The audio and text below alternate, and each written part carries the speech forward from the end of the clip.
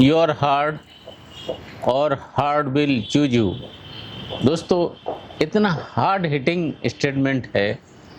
Means कि अपनी ज़िंदगी का कठिनाइयाँ खुद चुनो, अदरवाइज कठिनाई अगर ने आपको चुन लिया तो लाइफ इतनी डिफ़िकल्ट होगी दोस्तों, हम सोच नहीं सकते। दोस्तों, एक हमारा एक ऐसा भ्रम है कि ज़िंदगी बहुत आरामदायक होनी चाहिए और है। ज़िंदगी कभी भी आरामदायक न तो थी, न होगी, न रहेगी। जब से इस प्लानेट की उत्पत्ति रही है दोस्तों, देखेंगे कि सर्वाइवल ऑफ फिटेस्ट, मीन्स जो फिट है वो सर्वाइव रहेगा, जिसने हार्ड चीज़ चुनी है वो फिट रहे, वो रिलेवेंट रहेगा। Even getting food was hard. तो अगर हमारी अपनी ज़िंदगी में, आज की ज़िंदगी में अगर हम देखते हैं कि if we are not choosing our hard in the form of, say for example we want a better health, but we don't want to go to gym, we don't want to exercise. So doing exercise is hard, but at the same time we don't choose that hard, बीमारियाँ, obese जो हमारी ज़िंदगी में आएंगी वो हमको छुटकारा नहीं मिलेगा। सेम वे फाइनेंशियल प्लानिंग में, if we don't want to be get disciplined of what is happening around, अगर हम अपनी पैसे को लेके दोस्तों हार्ड डिसीजंस नहीं लेते हैं, दरिद्रता, कैश फ्लो की कमी हमारी ज़िंदगी में आके जब स्टक करेगी तब हमको पता चलेगा कि क्या हार्ड होता है दोस्तों। होता क्या कि हम कंफर्ट जोन में इतना रह चले जाते हैं, हिलना नहीं चाहते दोस्तों। और मैं हमेशा बोलता हूँ कि दुनिया पर सबसे ख़तरनाक जगह रहने के लिए वो है कंफर्ट जोन। हमको और कोई नहीं आके डिस्ट्रैक्ट करता, हमको कोई ऑब्स्ट्रक्ट नहीं करता, हम अपने रास्ते में खड़े रहते हैं। और कैसे खड़े रहते हैं कि हमको ज़िंदगी में बहुत ज़्यादा आराम चाहिए दोस्तों। जितना आराम की तरफ भागोगे ज़िंदगी उतनी कंफर्ट की तरफ लेके जाएगी आपको। और जब कंफर्ट की तरफ जाते हैं तो आप हो जाते हैं राइप एंड रोटन। दोस्तों, जिस चीज़ें पक जाती हैं वो सड़ने लगती हैं। तो एक कंसेप्ट होता है ग्रीन एंड ग्रोइंग का, हमेशा ज़िंदगी में हरे भरे रहो और बढ़ते रहो।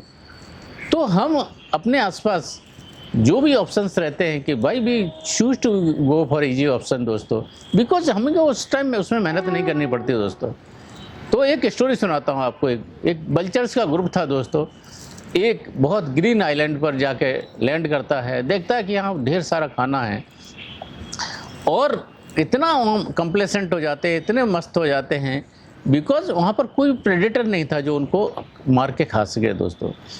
तो एक जो पुराना बल्चर था, पुराना गिद्ध था, वो देखता है कि हमारे पंख हैं जो उड़ने के लिए बने थे वो तो बहुत कमज़ोर हो जाते हैं और हमारे जो पंजे हैं वो भी कमज़ोर हो जा रहे हैं, बिकॉज कहीं आप उनका इस्तेमाल करने की ज़रूरत नहीं पड़ रही।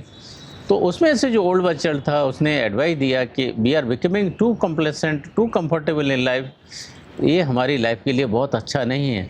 किसी भी दिन जब हम उड़ नहीं पाएंगे, हमारे जो क्लॉज हैं वो काम नहीं कर पाएंगे, तो हम क्या लाइफ के लिए बहुत ही बड़ी लाइबिलिटी क्रिएट हो जाएगी दोस्तों। तो ओल्ड बच्चे ने बोला कि ठीक है, मैं तो इस आइलैंड को छोड़ के एक जंगल में जा रहा हूँ, आपको जिसको आना है मेरे साथ आइए दोस्तों। But unfortunately only old vulture goes away, दूसरा कोई भी साथ नहीं आता है। कुछ महीने गुजर जाते हैं, कुछ साल गुजर जाते हैं। ओल्ड बच्चर सोचता है कि चलो यार, let me go back to that island, let me see what is happening there. जब जाके देखता है दोस्तों, क्या देखता है कि मोस्टली सभी बल्चर्स मारे जा चुके हैं। एक यंग बल्चर था जो जस्ट एक घायल अवस्था में था। उससे जब पूछता तो बोलता है कि इस आइलैंड पर गवर्नमेंट ने डिसीजन लिया कि यहाँ पर लेपर्ड छोड़ दिए गए। लेपर्ड शुरू में तो शांत रहे, लेकिन उन्होंने देखा कि ये जो वल्चर्स हैं ये तो उड़ नहीं सकते, कुछ कर नहीं सकते। धीरे धीरे अटैक करके एक एक वल्चर को मार दिया गया दोस्तों। हमारी अपनी लाइफ में हम भी उसी वल्चर्स के समान कहीं ना कहीं कंफर्ट जोन में बैठे हुए हैं, कहीं भी ग्रीन पास्चर में बैठे हुए हैं, कहीं मूव नहीं करना चाहते दोस्तों। और वो जब हम बोलते हैं हु मूव्ड माई चीज़, हमारी चीज़ किसने मूव कर दी, उसी जैसा होता है कि हमको जब तक ज्ञान होता है कि we are already in the comfort trap, तब तक बहुत देर हो चुकी है। तब तक हमारे पंख होते हैं वो कमज़ोर हो जाते हैं, हमारे क्लॉज होते हैं वो कमज़ोर हो जाते हैं दोस्तों। तो क्या करना चाहिए दोस्तों? एक ग्रेडेड डिफ़िकल्टीज़ को हमारी लाइफ में इनकलकेट करना चाहिए, whether it is health, whether it is money, whether it is relationship. अगर हम आज उनके ऊपर मेहनत नहीं करेंगे, उनके ऊपर काम नहीं करेंगे, कल those things are going to haunt us दोस्तों। तो एक साइकोलॉजिकल कंसेप्ट क्या होता है कि दोस्तों, जब भी कठिनाई आए तो उसका फ्रेजिंग और इंटरप्रिटेशन का जो कंसेप्ट होता है, क्योंकि हमारे प्री फ्रंटल कॉर्टेक्स में जो एमिगडाला होता है दोस्तों, कोई भी जैसे ही हार्ड थिंग्स हम करने जाते हैं वो उसको साइन ऑफ डेंजर ट्रीट करता है दोस्तों। और एमिगडाला को जब हम फ्रेजिंग करते हैं कि no, it is not sign of danger, it is sign of growth. जब आप जिम में जाते हैं, एक्सरसाइज करते हैं, तो ये डेंजर नहीं है, ये आपका सर्वाइवल का, आपकी ग्रोथ का एक तरीका है।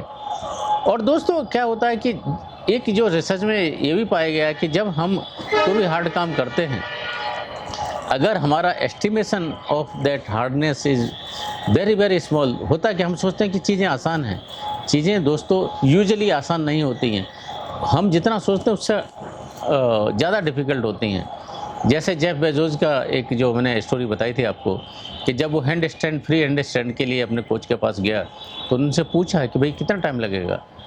तो उसने पूछा ठीक है आप अपना एस्टिमेट बताएं। जेफ बेजोस बोलता है 2 weeks, no it will take 4 months. तो अगर जेफ बेजोस के मन में 2 वीक्स ही होता दोस्तों, तो क्या 2 हफ्ते बाद वो फ्रस्ट्रेट हो जाता था। तो यूजुअली हार्ड थिंग्स, यूजुअली इस टाइप की चीज़ें होती हैं, वो लंबा वक्त लेती हैं दोस्तों। होता क्या है कि हम उसी में अपनी टॉल को फेंक देते हैं, उसी में अपने धैर्य को खो देते हैं। तो जब भी हम ऐसी चीज़ें में रहें दोस्तों, जब भी हम ऐसे ट्रांजिशन में रहें, इसको एक कंसेप्ट बोला जाता है कि short term pessimism with long term optimism. Means छोटे जो समय का अंतराल है वहाँ पे चीज़ें डिफ़िकल्ट होंगी, लेकिन एंड में आके सक्सीड होंगी। इसको स्टॉकडेल पैराडॉक्स भी बोलते हैं दोस्तों। वियतनाम वार में जब स्टॉकडेल को, एडमिरल स्टॉकडेल को जेल में लिया गया था, कई साल रहने के बाद जब वो बाहर आए तो उन्होंने अपने जो एक्सपीरियंस बताए हैं, जिम कॉलिन ने उसको अपनी एक बुक में कैप्चर किया है, गुड टू ग्रेट में। इसको क्या बोला जाता है कि दोस्तों, जो सबसे पहले वियतनाम वार में जो लोग मारे गए वो थे ऑप्टिमिस्ट। ऑप्टिमिस्ट मीन्स उनको ये लगता था कि कल मैं छूट जाऊंगा, परसों छूट जाऊंगा, आगे क्रिसमस पर छूट जाऊंगा, अगले न्यू ईयर पर छूट जाऊंगा। And if you are too much optimistic about everything in life दोस्तों, जब वो चीज़ें नहीं हो पाती हैं तो हमारी ज़िंदगी को झटका लगता है, तो हम ज़िंदगी से उम्मीद खो देते हैं। दूसरी कैटेगरी थे कि जो पेसिमिस्ट थे दोस्तों। पेसिमिस्ट क्या थे? यहाँ कुछ नहीं होगा, मेरी ज़िंदगी का कुछ भी नहीं हो सकता है, ना तो आज अच्छा हो रहा, ना तो कल अच्छा होगा दोस्तों।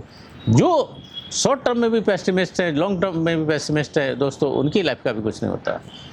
एक जो पैराडॉक्स है कि आप शॉर्ट टर्म में पेसिमिस्ट रहें, लॉन्ग टर्म में ऑप्टिमिस्ट रहें। मीन्स क्या कंसेप्ट है?